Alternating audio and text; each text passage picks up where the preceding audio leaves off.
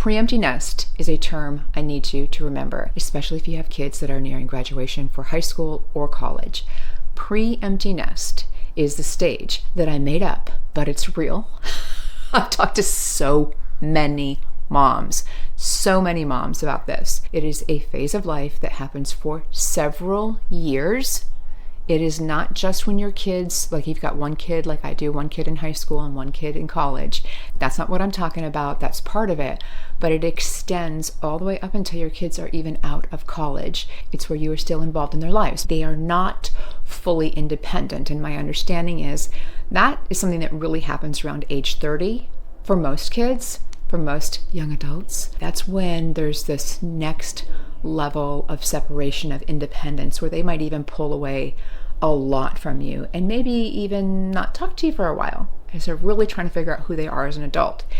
But until that point, you're still in their lives, you're still doing stuff, and oftentimes those kids come back. They can come back in their 20s, they can come back in their 30s and their 40s. I really want to bring awareness to this pre-empty nest phase because we need to set our expectations early. If you don't want your kids moving back, what are you going to do to ensure that they don't? If you do want them moving back or you're okay with them moving back, how are you going to set new rules, new guidelines to have this young adult, no longer a child, under your roof? How will the family dynamics look?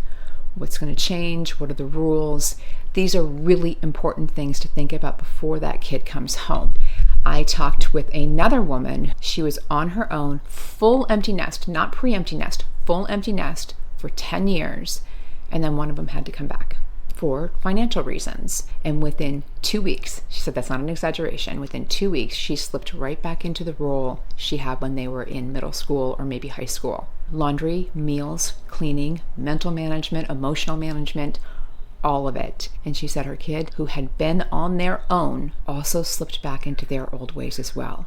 So that old family dynamic, right back. This is why I talk about this stuff.